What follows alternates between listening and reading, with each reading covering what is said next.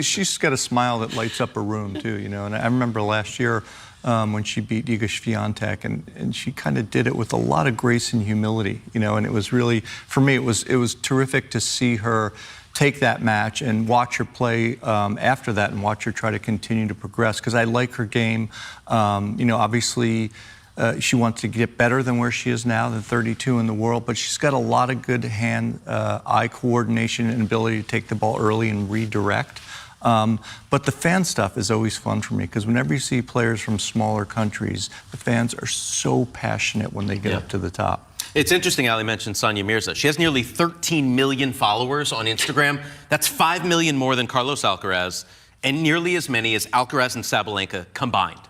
So that's how big Sonia Mirza is, was, and will be. But Eala going to be seeded for the first time at a 1,000. To find out who she will play in the second round, check out the draw. A 21-year-old Filipino is accomplishing something that Grand Slam winners and world #1s seem unable to. She is breaking the internet, packing stadiums, and causing tournament administrators to worry about crowd control. Now, experts are openly questioning whether she is the biggest attraction in women's tennis. The largest draw, not the best player.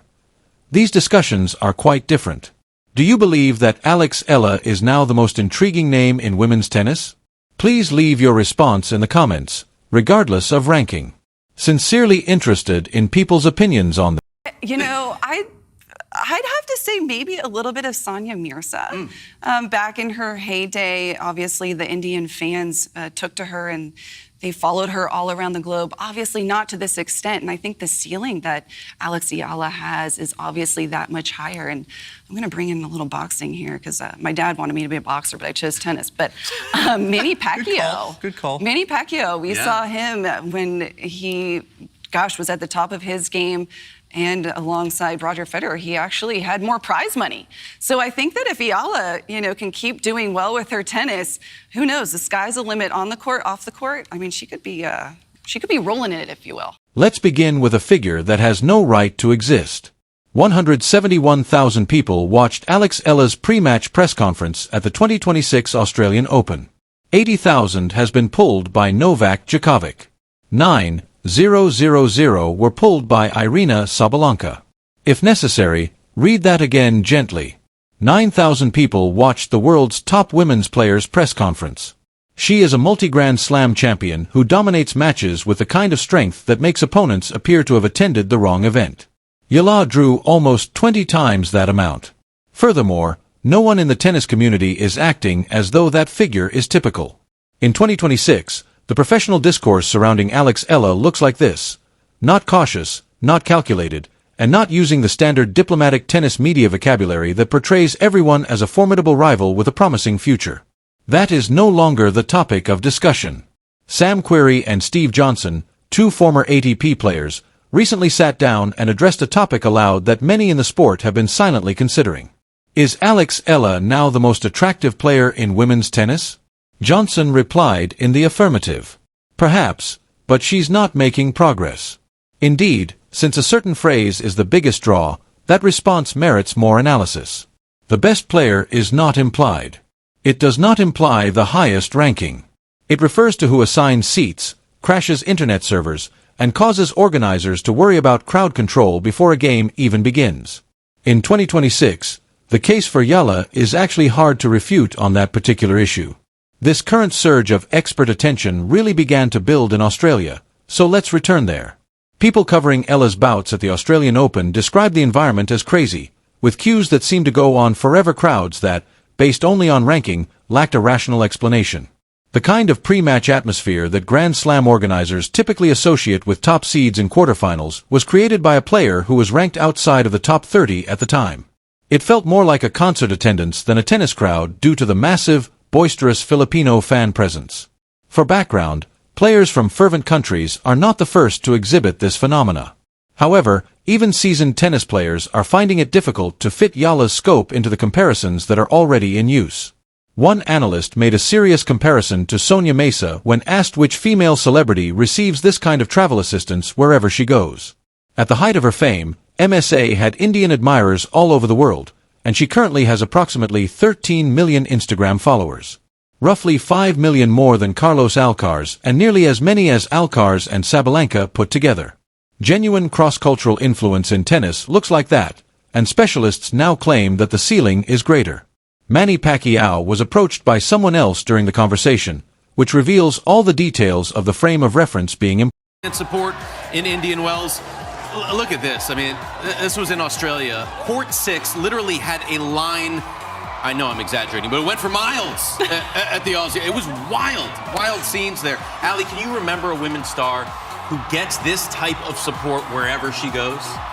Yeah, well, Taylor Swift. I mean, Yeah, there you go. Yeah, for sure. At his best, Pacquiao was among the most well-known athletes worldwide. In the Philippines, his battles were national spectacles. His schedule caused the entire nation to restructure. In terms of total prize money and endorsement revenue, he was reputedly making as much as Roger Federer during the height of his career. The discourse has officially strayed from the norm when tennis commentators begin to point to Manny Pacquiao as the closest analogy they can find. To be clear, these similarities are not being made by fans. These are former professional athletes and commentators who have devoted their careers to observing the sport and attempting to maintain objectivity. Since the fan support isn't merely emotional and doesn't originate from nowhere, let's discuss what is truly causing this. Eala is producing something the sport hasn't quite seen in this exact shape previously due to a certain set of characteristics. First of all, the narrative is remarkably captivating. Eala received training at the Rafael Nadal Academy. She was raised away from home and honed her skills in one of the most fiercely competitive tennis environments in Spain. She rose through the junior levels, won junior Grand Slam titles, and then started the arduous process of turning junior achievement into professional outcomes on the main tour, where, as any tennis fan knows, the majority of junior champions quietly vanish. There is a harsh pathway from junior star to serious WTA presence, and most players not fulfill their promise. Eala persevered, and she did so in a way that struck a profound chord with her waiting and observing fan base. Her victory over the top-ranked player in the world at the time was the kind of outcome that changes people's perceptions of a player. Not only because of who she defeated, but also because of the way she responded to it. She didn't need to act out a reaction for the cameras because of her elegance, poise, and humility in that time. Such actions are remembered. It fosters a particular kind of loyalty that is difficult to cultivate. Second, she represents a sizable and mostly unexplored market for tennis. One of the world's fastest-growing regions for sports consumption is Southeast Asia. Global sports organizations have spent years attempting to find out how to take advantage of the Philippines and the surrounding region's digital penetration, social media participation, and desire for live sports programming. Eala appeals to more than just that market. She represents that market in a more visible and intimate manner. There is more going on than just sports appreciation when a Filipino fan listens in to watch her play, travels across a continent to watch her at a Grand Slam, or keeps refreshing a web page until the stream loads.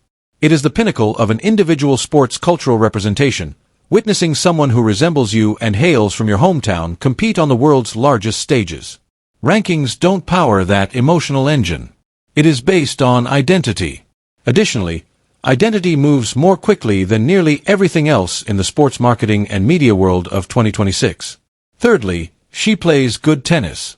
Influence without performance is a brief story, thus this component is crucial. Eala is really talented technically. The hand-eye coordination is superb. Coaches have identified her ability to take the ball early and reroute it to alter a point's geometry before an opponent has a chance to reset as a true weapon. T is not only aesthetically pleasing but also structurally sound. It causes issues that players who are ranked higher than her have found difficult to resolve. She had a lot of momentum going into 2026, made significant progress in Dubai, and climbed 16 places in the rankings to a career high of number 31 in late February. Because of that ranking, she has a first round by going into Indian Wells, one of the largest combined events on the circuit. She also has a season record of 106, which indicates that she is participating, winning, and improving. This is not a widely shared tale about a player who has trouble on the court, but is well liked on social media. The on-court findings are improving, and the timing of that improvement has coincided with the increase in public awareness in a way that supports both. This is the point at which the scenario becomes truly intriguing from a structural and business perspective. Directors of tournaments in the Middle East and Southeast Asia have publicly compared her ability to draw crowds to that of Manny Pacquiao. Novak Djokovic has described the rise surrounding her as a good problem for tennis since she has witnessed everything in the sport and is not readily impressed by anything. You've joined a completely different type of player when Djokovic characterizes your fanbase as a positive issue for the sport. Logistical challenges are already being caused by the attendance patterns. Crowds for her bouts that beyond the capacity of the facility when a player outside of the top 30 generates demand that belongs in a different tier, organizers have to deal with unexpected scenarios. The next event is Indian Wells, and those who are keeping an eye on these matters anticipate strong support from Filipino fans. Sonia Myra's global representation of Indian tennis is the comparison that keeps coming up and is worth considering. MRSA developed a model for how a player from an unconventional tennis market may develop a global fan base that outlived their professional career. Her 13 million Instagram followers are not a result of her being the greatest tennis player of her generation, but rather of her significance to a sizable and fervent following. She was a well-known member of the community and an accomplished tennis player. Eala's ceiling on that dimension is now higher, according to the analysts. Higher, not gently, not with a lot of qualifications. And that framing is currently supported by the data. A press conference that received 171,000 views compared to Djokovic's 80,000 is hardly an anomaly. That's a clear indication of who the audience came to watch. The younger audience, who will shape the sports industry's commercial environment over the next 20 years, is choosing who to follow on social media, so that's another reality that needs to be addressed. Eala is a member of the generation that grew up here. Brief video material, in-the-moment interaction, behind-the-scenes access, and the kind of platform presence that transforms a sporting event into a cultural event that can be shared. Her victories spread. In interviews, she exhibits a personality that translates to the film. Warmth and charm are not insignificant qualities in the attention economy of contemporary sports media, but as one commentator expressed it with total honesty, she has a smile that lights up a room. They are what distinguish content that goes viral from content that vanishes. In recent years, Coco Gauff established the standard for what a young female athlete with true mass appeal may look like: the capacity to reach audiences that don't often watch tennis, the commercial prospects, and the cultural visibility. Yaya is already garnering comparable attention in certain countries and surpassing golf in raw engagement metrics across Southeast Asia, according to multiple analysts monitoring this in real time. That sentence is